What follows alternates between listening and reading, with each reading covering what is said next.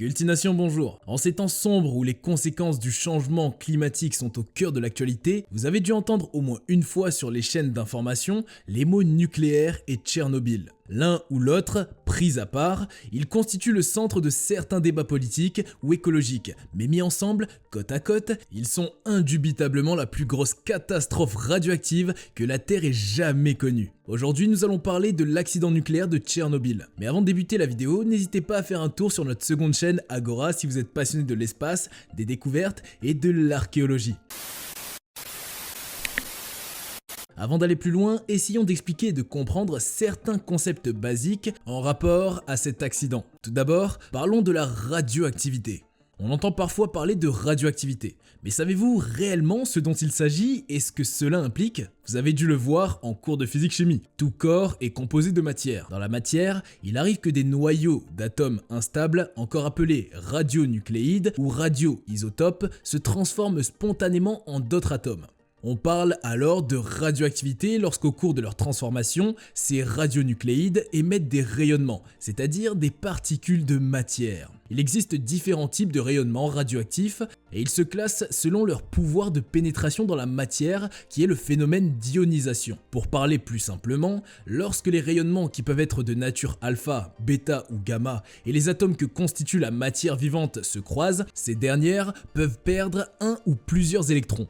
Ces atomes se transforment alors en ions qui, chargés électriquement, vont perturber l'organisation des molécules ou des cellules de la matière. La radioactivité a donc un impact au niveau infinitésimal, c'est-à-dire qu'elle engendre également des lésions cellulaires au niveau de l'ADN sur toute matière vivante, à savoir la végétation, les animaux et nous les humains. Chaque jour, les cellules de notre corps subissent des dizaines de milliers de lésions au niveau de leur ADN, porteurs de l'information génétique. Ces lésions sont liées à notre métabolisme, par exemple lorsque nous digérons ou que nous respirons. Le changement climatique et les pollutions de plus en plus prononcées soumettent également nos cellules à des agressions. La nature étant bien faite, notre organisme est habitué à réparer ses lésions en permanence. Bien que tout dépende de l'intensité et du degré d'exposition, 2/3 de la radioactivité totale auquel nous sommes soumis proviennent de la Terre et de l'espace. La seconde source de radioactivité est artificielle. Elle provient des rayonnements émis par les appareils électroménagers, les radiographies lors d'examens médicaux, les industries, les centrales nucléaires, etc. Toutefois, si l'exposition à l'un de ces phénomènes est intense ou prolongée, les mécanismes de réparation mobilisés par l'organisme peuvent devenir insuffisants. Il peut se former jusqu'à 150 000 cassures sur les 2 mètres d'ADN que contient chaque cellule. Si ces cassures étaient irréversibles, la vie serait tout simplement impossible. Une exposition intense ou prolongée à la radioactivité, qu'elle soit naturelle ou artificielle, peut donc présenter des risques pour l'organisme car elle peut entraîner une mutation des cellules, voire une destruction. Maintenant que vous en savez un peu plus sur la radioactivité, faisons un bond dans le passé, aux origines de la plus grande catastrophe nucléaire que le monde n'ait jamais connue. L'accident de Tchernobyl. Nous sommes le 25 avril 1986 au matin, à Pripyat en Ukraine, plus précisément à la centrale nucléaire V.I Lénine de Tchernobyl. Ce jour-là, un test doit être effectué par l'équipe spéciale d'ingénieurs électriciens lors d'un arrêt prévu pour la maintenance du réacteur 4 du site. Le réacteur numéro 4 de la centrale de Tchernobyl est un réacteur de 3200 MW de type RBMK, une conception soviétique des années 1960 et mise en service en 1983. Il devait effectuer un test sur un nouveau système de régulation de la tension une fois que les conditions correctes sont atteintes. Pour ce faire, la puissance de la centrale doit être réduite jusqu'à atteindre 1600 MW thermiques. La réduction progressive débute à 13 h. Dans la procédure, un nombre donné de barres de contrôle sont insérées dans le cœur du réacteur. Cependant, la quinzaine de barres sur les 167 non insérées dans le cœur était inférieure au nombre requis. Le cœur du réacteur devint alors très difficile à contrôler avec les moyens disponibles et une stabilisation du réacteur était à ce stade nécessaire. Cela passe par l'arrêt du réacteur comme le recommande le constructeur. Mais pressés de rattraper le retard dû à la lenteur de la réduction de la puissance, les opérateurs décident de réaliser l'essai le lendemain, c'est-à-dire le 26 avril 1986 à 1h23 au lieu d'attendre. C'est alors que le réacteur se met à diverger de manière incontrôlable et que l'équipe réalise la gravité de la situation. Ils essayent d'arrêter la machine en insérant le reste des barres de contrôle, mais il est trop tard. La puissance monte encore et encore. Les fortes pressions atteintes dans les tubes de force qui renferment chacun plusieurs assemblages de combustible nucléaire provoquent leur rupture. À 1h23 minutes 44 secondes, le pic de puissance est atteint, dépassant de plus de 100 fois la puissance nominale du réacteur, soit plus de 320 000 MW thermiques au lieu de 3200 MW à l'origine. La température à l'intérieur de son noyau atteint 4650 degrés Celsius. À titre de comparaison, celle de la surface du Soleil est de 5500 degrés Celsius. Une déflagration soulève la dalle supérieure du réacteur d'un poids de 2000 tonnes. La partie supérieure du cœur du réacteur est à l'air libre. Le graphite prend feu. Plusieurs foyers s'allument dans l'installation. L'ingénieur en chef adjoint Viktor Bryukhanov pensait que le réacteur est toujours intact. Sur ordre de Moscou, il maintient le refroidissement par eau du réacteur.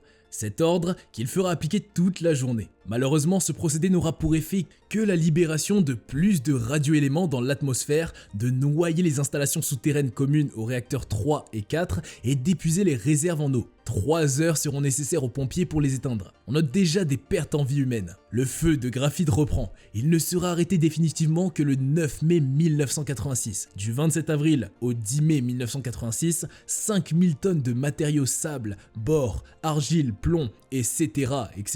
sont déversés par hélicoptère pour recouvrir le réacteur. En ce qui concerne les rayonnements, en 10 jours, ce sont près de 12 milliards de becquerels qui partent dans l'environnement, soit 30 000 fois l'ensemble des rejets radioactifs atmosphériques émis la même année par les installations nucléaires en exploitation dans le monde. C'est juste énorme. Pour vous donner un autre ordre d'idée, les quantités de radioactivité libérées à Tchernobyl sont environ 200 fois supérieures aux radiations combinées émises par les bombes atomiques lâchées sur Nagasaki et Hiroshima par les Américains en 1945. Il s'agit, selon les Nations Unies, de la plus grande catastrophe environnementale de l'histoire de l'humanité. Et comme vous pouvez vous en douter, les conséquences sont à la hauteur du drame. Dans les zones contaminées, l'accident à Tchernobyl impacte tous les aspects de la vie des gens. Que ce soit dans les aliments qu'ils mangent, le lait et l'eau qu'ils boivent, ou encore dans le bois qu'ils brûlent pour se chauffer. La radioactivité est omniprésente et 36 ans plus tard, n'est pas près de disparaître. D'importantes conséquences de l'accident sur la santé des populations. La centrale de Tchernobyl n'avait pas de bâtiment de confinement qui aurait pu empêcher les produits radioactifs de s'échapper au-delà de la zone du réacteur. Par conséquent, les particules les plus légères ayant créé un nuage radioactif, ce dernier, poussé par les vents, a contaminé toute l'Europe. Il a touché principalement la Biélorussie, l'Ukraine et l'ouest de la Russie, mais se sont également dispersés pour 53% sur une grande partie de l'Europe. Des concentrations élevées se déposent notamment en Allemagne, en Autriche, en Suède et en Finlande. La France n'est pas épargnée. Les Alpes, la Corse et l'Alsace seront les régions les plus touchées. Depuis 1992 et particulièrement en 2020, on enregistre de rares mais importants incendies qui ont provoqué à plusieurs reprises la dispersion d'un panache de cendres contenant des éléments radioactifs artificiels détectables à l'état de traces dans plusieurs pays européens et jusqu'en France. Les habitants de la ville la plus proche, Pripyat, n'ont été évacués que 2 jours après le désastre et une zone d'exclusion de 30 km de rayon a ensuite été définie. De nombreuses personnes avaient entre-temps déjà été exposées à des hauts niveaux de radiation. La quantité des radionucléides transmises par les rayonnements et absorbées par l'organisme suite à une exposition est appelée une dose. Dans le cas d'espèce, les doses n'ont pas tardé à se manifester. Lors de l'accident de Tchernobyl, 2 décès par traumatisme physique, brûlure thermique et effet des rayonnements ont eu lieu dans les toutes premières heures. Les manifestations d'une dose dépendent de tellement de facteurs, que ce soit nature du rayonnement, radiosensibilité de l'individu, modalité d'exposition. Il n'est donc pas évident de premier abord et sans étude approfondie d'énoncer clairement les conséquences sur le corps humain. À titre illustratif, le syndrome d'irradiation aiguë est observé à partir de doses supérieures à 1 graille, l'une des unités de mesure d'une dose. Il entraîne une destruction plus ou moins importante des cellules de la moelle osseuse qui sont à l'origine d'une diminution du nombre de globules sanguins. Dans le même temps, au-delà d'une certaine dose, toute thérapeutique est vaine, car il apparaît d'autres syndromes tels que l'atteinte irréversible du système digestif ou du système nerveux central. Les personnels de la centrale et les équipes de secours présents sur le site pendant les premières heures de l'accident, au nombre de 600 environ, ont été exposés aux radiations. Un syndrome d'irradiation aiguë a été confirmé chez 134 de ces intervenants. Pour 41 d'entre eux, les doses étaient inférieures à 2,1 grailles. Pour les 93 autres, les doses étaient supérieures et ce jusqu'à 16 grailles pour certains. Dans les 4 mois qui ont suivi l'accident, 28 d'entre eux sont décédés. Dans la période 1987-2006, 19 autres intervenants sont décédés des séquelles de leur syndrome, dont 10 avant 1997, 4 avant 2000 et 5 jusqu'en 2006. En tenant compte de ces données, on se rend bien compte qu'il serait faramineux d'énoncer avec précision les conséquences des doses sur tous les individus qui, de près ou de loin, ont été touchés par l'accident de Tchernobyl.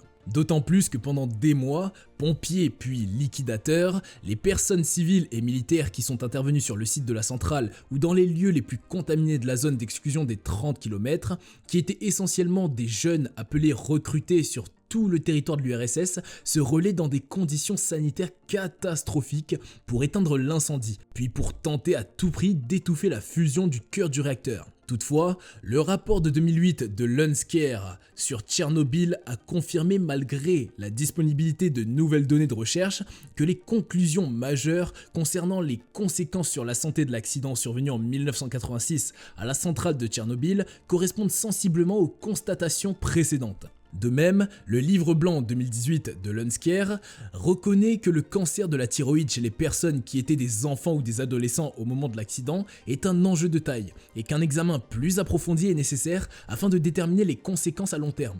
L'inquiétude quant au cas de leucémie et d'autres pathologies non cancéreuses, souvent diagnostiquées comme des dommages au système immunitaire et endocrinien, n'a pas été prouvé qu'ils fussent des conséquences directes de l'accident. Les conséquences sur la faune, la flore et les sols. La nature a horreur du vide, dit-on. Cela se justifie aisément dans le cas d'espèces. Après le départ des habitants de Pripyat en raison des niveaux élevés de radiation, des loups, chevaux, sauvages et autres animaux ont pris possession des lieux. Mais on est loin d'un retour de la nature à l'état sauvage. Sur la faune, les études concernant l'état de santé des animaux sont contradictoires et il est donc difficile d'établir des conclusions certaines. D'une part, les scientifiques ont dénombré certaines anomalies. Par exemple chez l'hirondelle rustique qui possède un cerveau plus petit que les autres spécimens des régions non contaminées ainsi qu'un ADN abîmé. Des espèces d'insectes et d'araignées ont également été étudiées et seraient en nombre inférieur à la normale. Les cas d'albinisme chez certains oiseaux ont augmenté. La durée de vie des insectes semble plus courte et des modifications génétiques ou comportementales ont été observées chez les animaux qui vivent constamment à l'intérieur de la zone d'exclusion de 30 km autour de Tchernobyl. D'autre part, ils ont observé des mammifères, des oiseaux, amphibiens, insectes ou bactéries. Selon eux, le niveau de radiation actuel ne les empêche plus de vivre. Le nombre d'animaux est aujourd'hui stable. Des caméras installées dans le cadre d'un projet britannique académique nommé TREE ont réussi à capturer des images d'espèces comme les ours bruns et les bisons européens qui n'avaient plus été aperçus dans la zone depuis 1986. Le nombre de loups ou de chevaux de Przewalski a aussi augmenté. Nous avons également certaines espèces qui semblent s'être adaptées à l'environnement local en développant des spécificités. Prenons l'exemple des grenouilles. Dans la zone la plus touchée par les radiations, leur peau est désormais plus foncée. Il est possible que ce soit une stratégie de défense adoptée contre les radiations, écrit le chercheur espagnol Germán Orizaola. Selon lui, il pourrait y avoir plusieurs explications. La faune pourrait être plus résistante qu'on ne le pensait aux radiations ou s'y adapterait mieux. L'absence d'humains dans la zone pourrait également avoir joué un rôle dans la prolifération de gros mammifères. Sur les sols. Quant à la flore et les sols, ils ont aussi absorbé assez de radionucléides puisque plusieurs dizaines de substances radioactives sont ensuite retombées sur Terre à cause de la pluie. Parmi ces retombées figuraient notamment de l'iode 131, du strontium 90, du césium 137 et du plutonium 239. Aucune n'est présente naturellement dans l'environnement et toutes sont extrêmement dangereuses pour l'homme et les animaux. La décomposition de chacune de ces substances suit un schéma qui lui est propre appelé demi-vie, le temps nécessaire à leur radioactivité pour diminuer de moitié. Il faut compter 8 jours pour l'iode 131 qui s'accumule rapidement dans la glande thyroïde et provoque le cancer de la thyroïde, raison pour laquelle nous avons noté cette conséquence précédemment. Pour le strontium 90 et le césium 137 qui persistent dans les sols et produisent des rayons gamma dont l'énergie est des centaines de milliers de fois supérieure à celle des rayons du soleil, la demi-vie est d'environ 30 ans. Quant au plutonium 239, hautement radiotoxique en cas d'inhalation, elle est de 24 000 ans. En ce qui concerne tous ces éléments, leurs demi-vies sont telles que de nombreuses personnes auraient le temps d'accumuler pendant des années de la radioactivité pour peu qu'ils se trouvent à proximité. Aussi imprévisible soit-elle, le profil des retombées radioactives a pu globalement être établi rapidement après l'accident. Mais il reste à ce jour des particules radioactives en mouvement dans l'environnement, à la merci de l'eau et du vent, et dont certains continuent de migrer verticalement dans le sol à raison de 2 à 4 cm par an. Cette migration des radionucléides est freinée par l'absorption de certains d'entre eux par les racines des végétaux, qui vont alors les incorporer dans leur organisme, ce qui a pour conséquence de faire remonter en surface de nouveau les éléments radioactifs. Sur la flore. À la surface, nous avons la forêt qui se trouvait à côté de la centrale nucléaire qui a été renommée la forêt rouge par rapport aux feuilles des arbres qui ont viré vers cette couleur suite à l'exposition au rayonnement. Des plantes et les champignons, prisonniers de la zone radioactive, portent aussi les séquelles de la présence des radionucléides. Beaucoup d'entre eux présenteraient des tumeurs ou des anomalies structurales et produiraient du pollen ou des spores dont une grande quantité serait mal formée. A contrario, des scientifiques ont montré que certains végétaux récoltés à Tchernobyl avaient produit une meilleure résistance aux produits mutagènes au fil des générations. Cette résistance se manifeste directement dans l'ADN, un peu comme nous l'avons expliqué plus haut pour l'organisme humain. L'ADN s'est modifié pour s'adapter à l'environnement spécifique de Tchernobyl. La décontamination de la zone demeure lente et progressive. On peut néanmoins se réjouir qu'elle défie déjà les prévisions des scientifiques qui étaient qu'il faudrait attendre plusieurs centenaires avant de retrouver une véritable biodiversité. Aujourd'hui, ils estiment qu'elle est déjà bonne. Mais à quand la fin? Cela fait pratiquement 36 ans et nous sommes encore loin du compte. Pour limiter les fuites de la radioactivité présente dans les décombres du réacteur numéro 4, celui-ci est recouvert d'un sarcophage, une arche métallique géante de 92 mètres de haut et 245 mètres et qui aurait coûté plus de 2 milliards d'euros. Le premier sarcophage avait été construit en 1986 dans l'urgence par la Russie. Le nouveau est prévu pour résister 100 ans, mais il ne fait que décaler l'échéance pour la gestion des tonnes de radioéléments encore présents dans l'enceinte du bâtiment. Dans les faits, les matériaux dont il est composé seront radioactifs pendant des millénaires. Quelle est la valeur d'un sarcophage conçu pour durer 100 ans, lorsqu'il est censé nous protéger d'un matériau dont la demi-vie est de 24 000 ans? De ce questionnement qui, cela n'est pas coutume, répond à un autre, nous pouvons juste retenir que l'arrêt définitif des conséquences de l'accident de Tchernobyl n'est pas pour tout de suite. Et encore, quel euphémisme. Quant à nous, c'est ici que s'achève notre vidéo du jour. Faites-nous savoir en commentaire si vous avez appris un peu plus sur le fameux Tchernobyl qui se situe en Ukraine. N'oubliez pas de nous laisser un like et de vous abonner si ce n'est pas déjà fait. Merci beaucoup et à très bientôt pour une nouvelle vidéo sur Cultination.